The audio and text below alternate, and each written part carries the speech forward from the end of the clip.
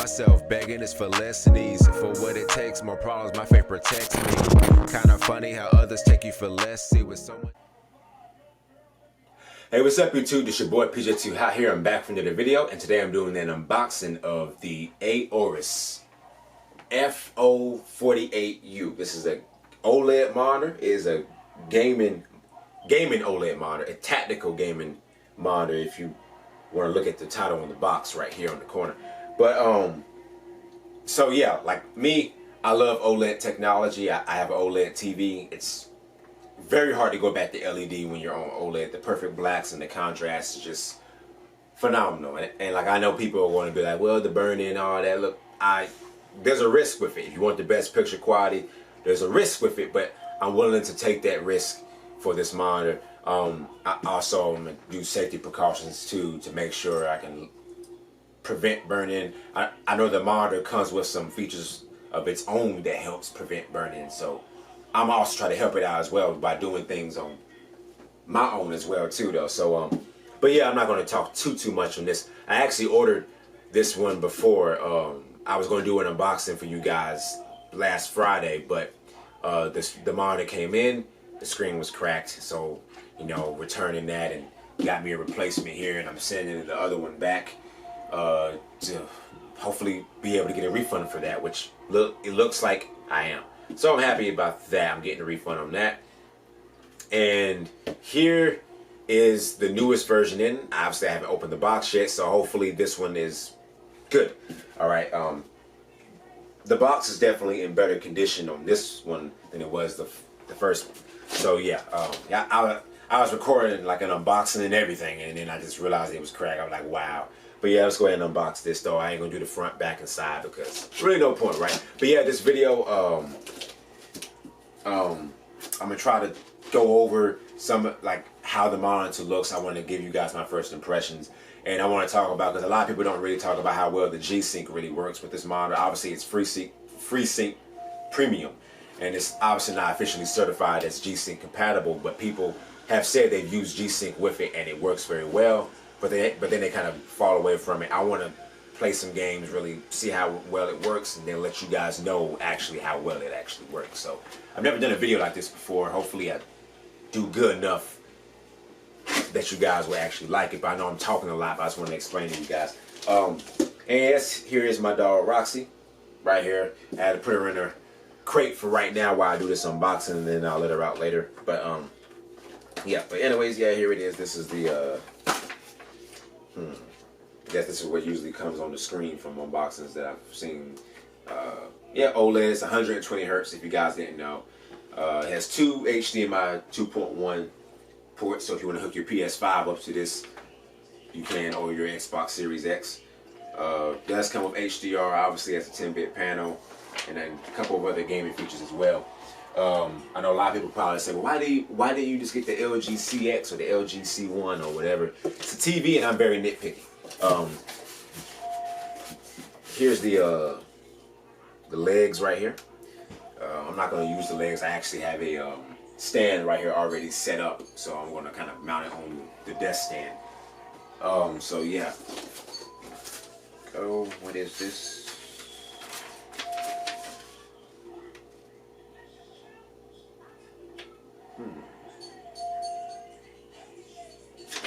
Okay. The LG is a TV, and plus I like the monitor. It can go in standby mode. If the computer goes to sleep or if the monitor goes to sleep, you can just move the mouse and then the monitor wakes back up. While on the LG, it doesn't. You have to get the controller, I think, and actually turn it back on or whatever. And yes, it's kind of petty for me to say that, but I'm very nitpicky on stuff like that. I'm like, man, heck no. You know what I mean? So, okay. HDMI cables. The controller, that's nice. HDMI. I'll go over all this with you. Some of that. It comes with different plugs, so if you have any different wall inputs, you know, it comes with that, so that's pretty cool, in my opinion.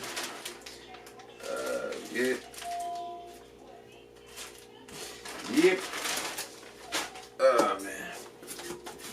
actually doesn't come with the standard wall plug. Luckily, I already have an extra one of those cables laying around, so I just plug it into that.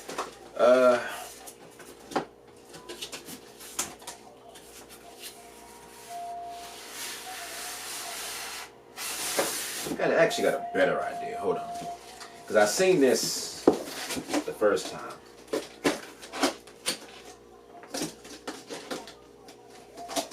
It's like when I unboxed my OLED, I did the exact same thing. I never really tend to notice these little clips right here. I always forget about these junks right here. I never do. When I did my OLED TV, I did the exact same thing. And I pulled it out the box and I was like, wow. And I figured out later what these clamps right here actually were. And I was just like, wow, I felt stupid. You know what I mean? But it was too late then. The TV was out the box. But apparently this is easier. What if I open this up and then the whole monitor falls? I'm going to cry if that happens.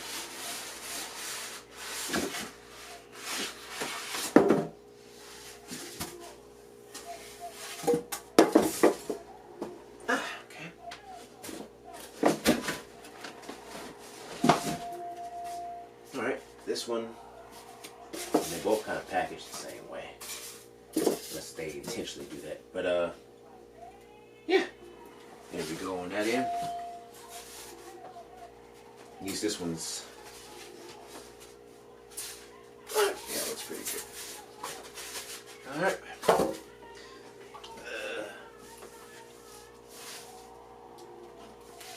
Let's see. I'm debating whether because like, I gotta move stuff out the way. I'm debating whether I wanna take the monitor out the box right here, right now, or just kind of skip the video forward to it being up. But do not know. I guess I might go ahead and just pull it on out. It ain't gonna hurt nothing.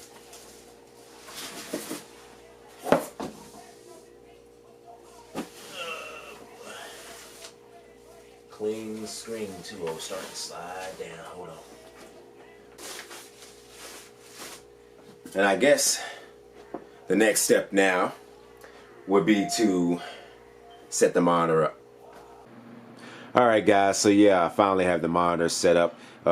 As you guys can see, I did not use the legs that came with the monitor. I actually had my own, well, I bought my own stand that I will put the link in the description to the stand.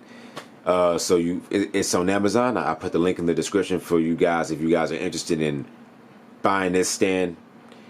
I have it there. I think it goes up to 55 inch, so you can put, you know, TVs on your desk with this stand. So it's pretty cool. Now, while this is a monitor, it still is the size of what a TV would be. So you know, yeah. So I thought that it also leaves me a little bit more room on my desk and not having those feet in the way. I haven't used a monitor with the actual stands in a long time. I always buy a desk arm, you know, to hold up my monitors and what you see now, this huge 48-inch OLED monitor. So, yes. So just to talk about some details about the monitor and everything like that. The monitor does have a the nipple buttons, or like the nipple button that most monitors have. Like my LG or like ultrawide monitor had this. Right at the bottom, if you want to just control it from there. When you have it on your desk, you go to your settings, and then here you can change your picture settings, display, any system settings, and it gives you information about what resolution you're in, all the way to your hertz and your adaptive sync, which is the free sync, which is also me using G-Sync, and how to enable that on this, since this is technically a FreeSync premium monitor. Obviously, you can use G-Sync with FreeSync monitors now, but obviously most people look for the full G-Sync compatible FreeSync monitors, not the native G-Sync monitor. The native G-Sync monitors, like my LG ultrawide one that actually had the actual chip.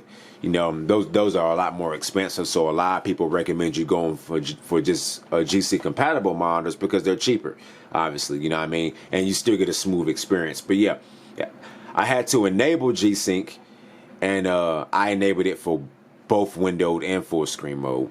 And obviously in the NVIDIA control panel, you see my monitor name is right here.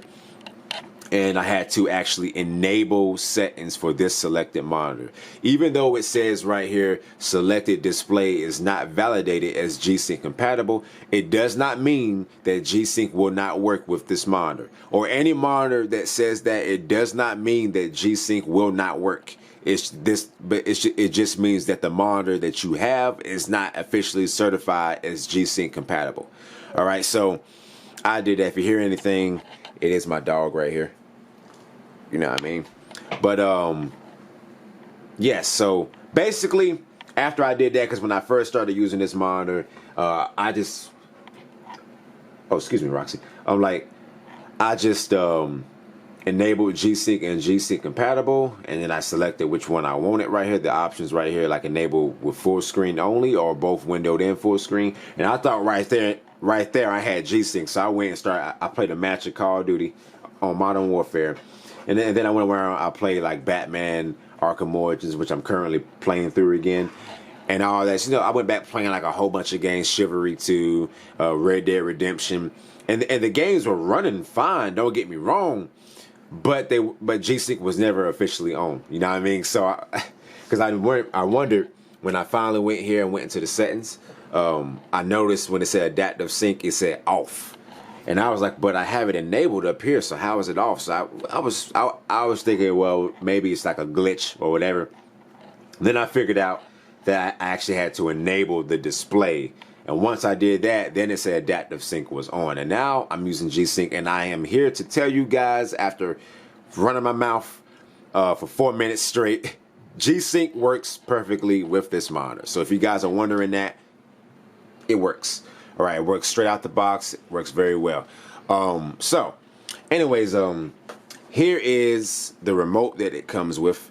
So if you want to use this like in the living room and you want to hook your PS5 or your Xbox Series X up to it, you can use this controller to sit back and change like the display sections or whatever you're in. So you can definitely do that. You can edit your black levels or your black equalizer with that, which is pretty cool. They have other, okay, I just did that. They have other options right here, like your audio mode, which is also pretty cool. You know, so it has different modes. You got your picture modes.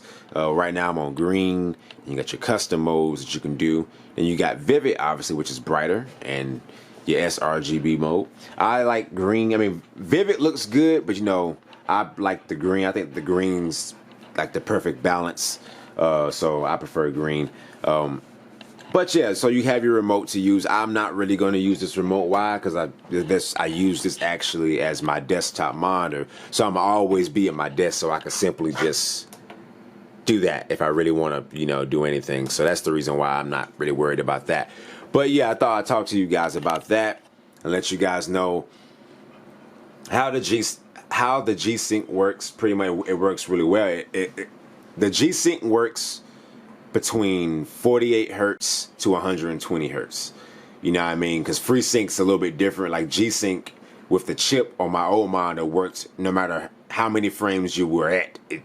It works from 1 hertz all the way to the max hertz that the monitor has. While with FreeSync, I know it's usually like the length is a little bit more shorter. So as long as you got a powerful enough GPU, you're gonna be fine. If you have a GPU that can't stay within that range, you will see screen tearing. You know what I mean? But luckily, I have not seen any screen tearing, and I haven't dropped below 48 frames, except for some cutscenes in Guardians of the Galaxy that seem to drop to 25 frames out of nowhere. Like the rest of the game I'm playing, it runs at like 60 to 70 frames, and out of nowhere this cutscene showed up and it would drop to 10 frames, then to 20, and then right when the gameplay came back, it went right back to 80 frames. I'm like, I don't know what that was, but it is what it is. But enough of that. let's talk about the picture quality and everything about this monitor. And the picture quality is fantastic. Now, as you see, I have a Sony OLED right here. So I already know what OLED technology is. I've been on OLED for like about 3 years now. You know, I've had OLED TVs for a while, but this is my first time actually having a computer monitor that is OLED. I have no idea why it's going out of focus right now. I literally have no idea what's going on. But like it's out of focus and it won't go back in. Give me a second.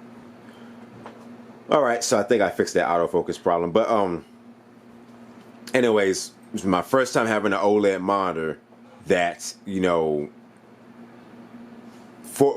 especially for my PC specifically. I've been using my OLED TV for watching 4K Blu-rays and playing my PS5 and everything, but this is gaming monitor. The response time is phenomenal. It's better than any monitor that I have used. And it also shows me how this Sony TV right here is not really made for gaming because the input lag, and I can notice it more from playing on this and going back to playing that. Now, while it's fine for story-based games, for competitive multiplayer, my Sony OLED right here, it's not meant for that. You know what I mean? If you're playing story-based games, you're probably going to be all right, but when it comes to competitive, like, I can feel the input lag. Here, there really is like, it's like a 1 millisecond response time, and it really feels like it. I know some, you know, manufacturers be saying, like, yeah, like the 1 millisecond like response time is more of a marketing strategy for a lot of monitors. I understand that, but this one actually really feels like it's actually a 1 millisecond response time. I mean, like, for example, my LG ultra wide monitor that I just recently had. If you guys haven't seen that monitor, I do have an unboxing note, which I'll put in the description if you guys want to check that out. But I had that was a full G-Sync monitor. I think it was advertised, I think, as 144 hertz, but you could overclock it up to, I think, 175 hertz. It was a cool monitor. I loved it. But I think it was advertised as 1 millisecond response time. If it wasn't, then it was 5 milliseconds. But I think it was advertised as 1 millisecond. I could be wrong. I got to go back and look at the box. But it definitely didn't feel like that. And don't get me wrong, like, the response time was outstanding on that monitor as well. But I was like, 1 millisecond? I don't know. You know what I mean? This one really feels like, oh shit, this is 1 millisecond. Like, it's responsive, it's smooth. The picture quality, the black levels, it's OLED. We know the black levels are absolutely perfect.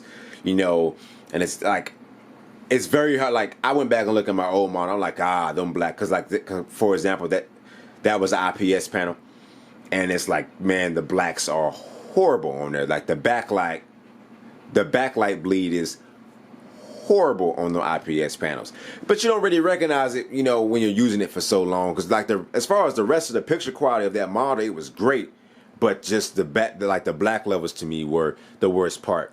The HDR was all right, but it was HDR 400. I mean, it wasn't, you know, mind-blowing HDR. It's not like my Sony TV here with HDR and Dolby Vision.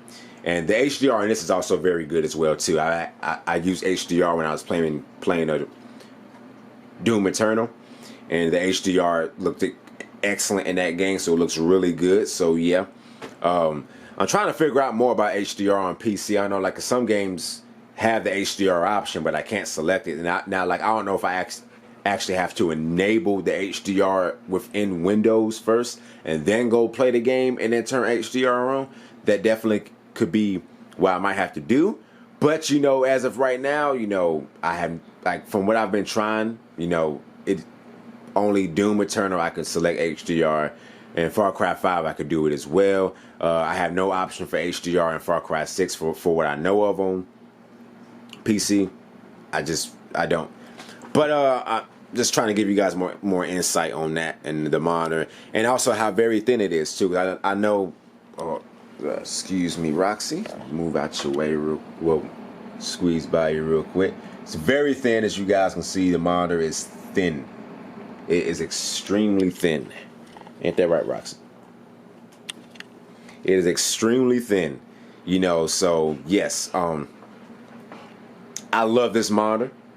I absolutely do. It is one of the best monitors. It is the best monitor that I ever had. And if you guys are wondering, it's the 48 inches. Like, is the 48-inch screen, I guess, like too big for you being, well, for me being so close to the actual screen?